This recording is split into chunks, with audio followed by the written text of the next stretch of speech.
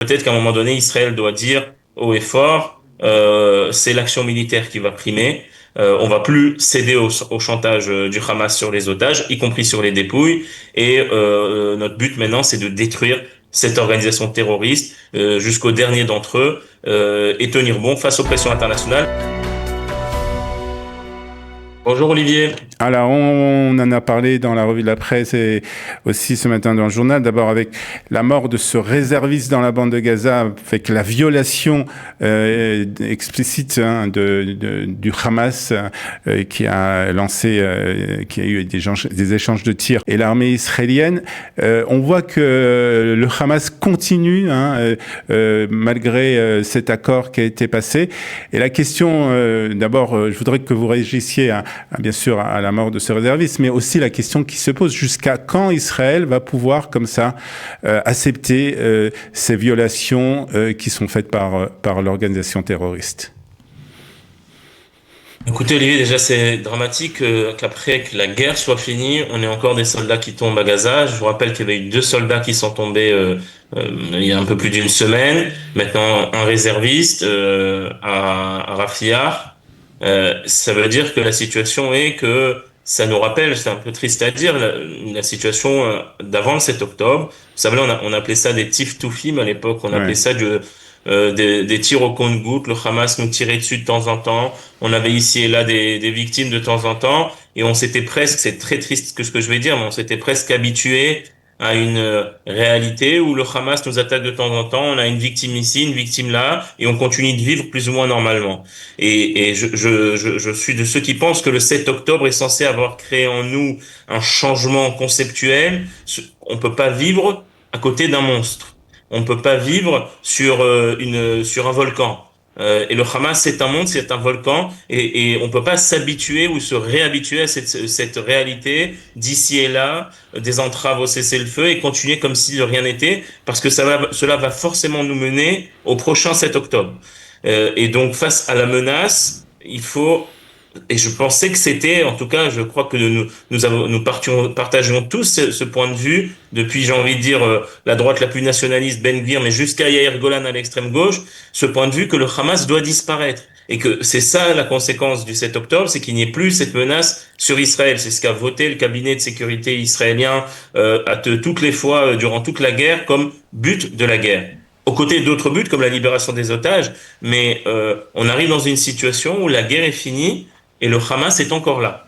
On l'a bien vu que dès que le cessez-le-feu a été enclenché, ces monstres sont sortis de leur tunnel, ont repris Gaza, toutes les villes, les près de 50% qui contrôlent. En réalité, ils contrôlent tout le construit dans Gaza, c'est-à-dire tous les endroits qui sont habités sont aujourd'hui contrôlés par le Hamas. Le Hamas a repris le pouvoir, aussi bien politique à Gaza, mais militaire, et ce après 2 ans de guerre. Et on ne peut pas, je crois, accepter cette situation. Alors, on peut pas accepter cette situation, mais il faut savoir aussi qu'il y a une autre carte dans cette partie, on va dire, c'est les États-Unis. Et on a vu Israël est freiné un peu aussi par le président Trump, même s'il a déclaré il y a quelques minutes que Israël devait réagir après la mort du réserviste israélien. Alors comment on résout cette équation en fait entre la volonté d'éradiquer le Hamas et puis les États-Unis qui nous freinent un peu dans cette volonté justement pour arriver à éradiquer le Hamas. Par rapport aux États-Unis, il faut dire les choses comme elles sont. Je crois que ces derniers jours en Israël, on partage un peu tous un certain malaise, même si nous avons été tous très contents d'avoir entendu le beau discours du président Trump à la Knesset, et on est évidemment conscient que le président Trump et cette administration républicaine aux États-Unis est probablement l'une des administrations les plus pro-israéliennes ou peut-être la plus pro-israélienne de l'histoire d'Israël. Ceci étant, quand on met ça à côté du fait que, par exemple, le propre Premier ministre d'Israël doit demander une autorisation pour aller visiter la base américaine à Kiryat Gat, ou qu'il doit demander des autorisations pour riposter à la mort d'un soldat à Gaza, on se trouve dans une situation où on a presque l'impression d'être devenu un État vassal des États-Unis, 51e étoile sur le drapeau, et qu'on ait presque perdu notre indépendance. Et si c'est le cas, même si c'est encore une fois, on peut avoir beaucoup de on peut apprécier le président Trump parce qu'il a fait, il faut dire les choses comme elles sont, aussi beaucoup de choses positives pour Israël. Ceci étant, Israël ne peut pas se permettre de perdre son indépendance et surtout de perdre cette capacité d'action face aux menaces. Il faut savoir que les pressions internationales ont toujours existé dans l'histoire d'Israël et de manière continuelle, de manière continue, tous les premiers ministres de l'État d'Israël ont tenu bon face aux pressions et ont préféré toujours la sécurité d'Israël, l'indépendance d'Israël face aux pressions. Prenons l'exemple de la France, on peut peut-être oublier, mais la France était un grand allié d'Israël jusqu'à la guerre des 6 jours. Après la guerre des 6 jours, le général de Gaulle a fait un embargo sur les armes sur Israël et, par rapport à la conquête des territoires de Jérusalem, de Judée-Samarie, etc. Israël a tenu bon face à l'embargo français de l'époque, a trouvé un autre allié stratégique, en l'occurrence les Américains, et a continué son bonhomme de chemin en faisant passer la sécurité d'Israël avant les pressions internationales. Je crois qu'Israël doit continuer sur cette ligne, avec tout le respect et l'amitié qu'on a pour les États-Unis. Il ne faut pas non plus remettre en cause l'indépendance et la sécurité d'Israël. Et elle peut pas être décidée à la Maison-Blanche, la sécurité d'Israël.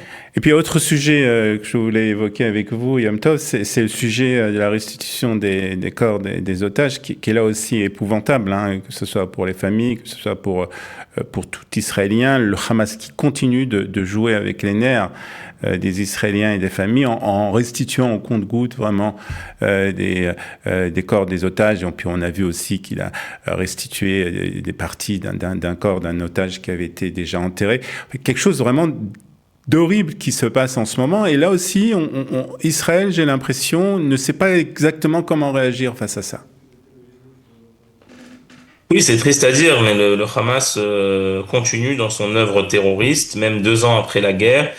Et il a encore une stratégie qui consiste à utiliser les faiblesses du peuple israélien. On sait qu'il y a une faiblesse d'Israël envers tout le sujet des otages. C'est ce qui a permis d'ailleurs cet accord de cessez-le-feu, ce qui a permis au Hamas en réalité d'être encore debout. C'est que, en fin de compte, Israël a préféré les otages à la victoire sur la guerre.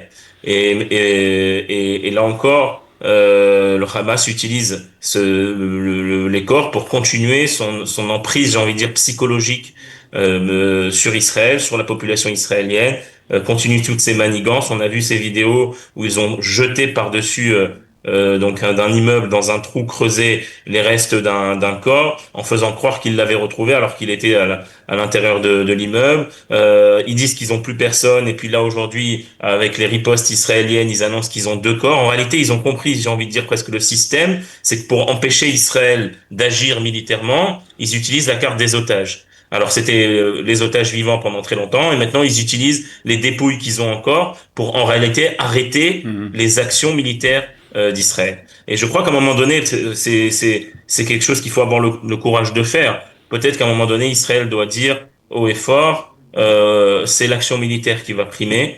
On va plus céder au chantage du Hamas sur les otages, y compris sur les dépouilles.